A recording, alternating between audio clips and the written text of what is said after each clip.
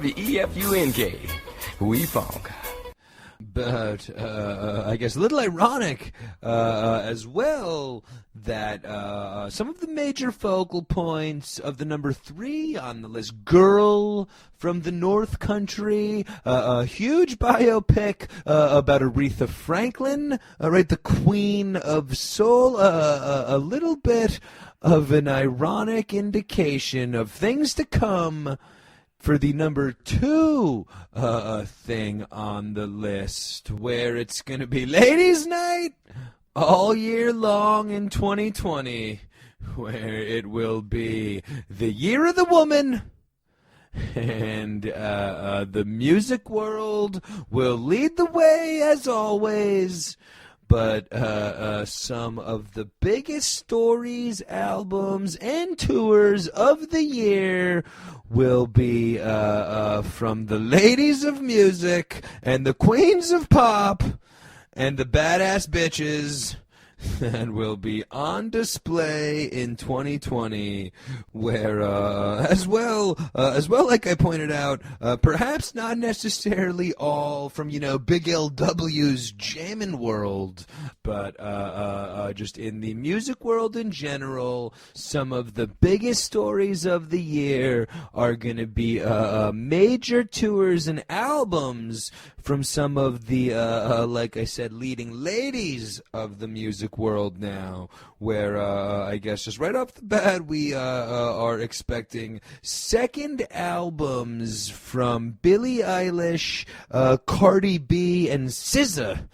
All right, where all of their first albums absolutely set the world on fire. I mean, Billie Eilish, perhaps the country's hottest pop star at the moment, after a just amazing 2019, year on the pop charts for Billie Eilish, as well as I think it was in 2018, both the Cardi B and SZA albums came out, or maybe it was in back-to-back years, but both of those albums were really, just, historic debut albums.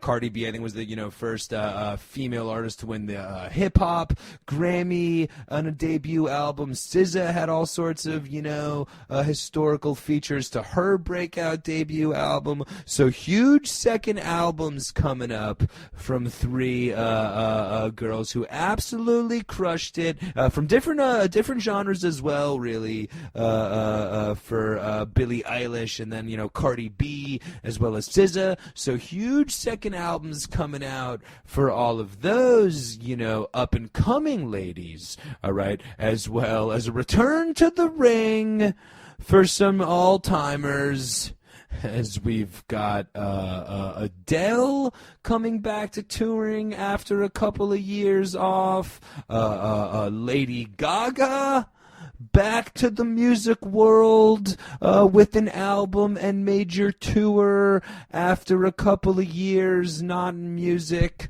where I don't think she really did anything. I'm in the shallow, I'm in the deep end.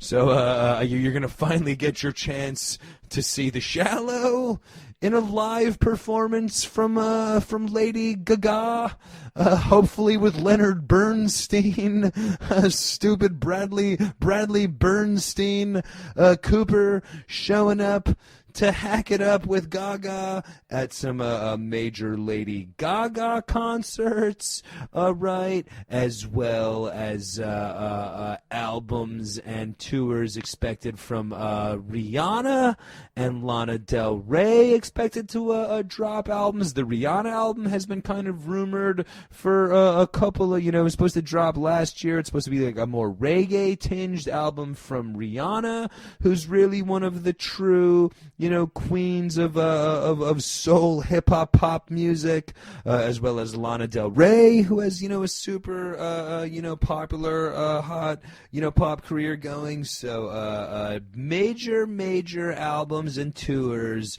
from all all sorts of ladies in all sorts of fields as well, like I said, where it's not just necessarily pop. As well as you got, Phoebe Bridgers and Maggie Rogers, like I said, from kind of the more alt-rock and folk fields, but really poised to have huge breakout years as, young female artists. But both of them are big things on the horizon, as well as, like I said, the pop stars, Billie Eilish, the hip-hop, Cardi B, R&B with Rihanna, of course, just, epic vocals from Adele, as well as just, worldwide performance from Lady Gaga. So all sorts of, and then, of course, as well, we have Alanis Morissette on an epic, because it is the year of the comeback tour.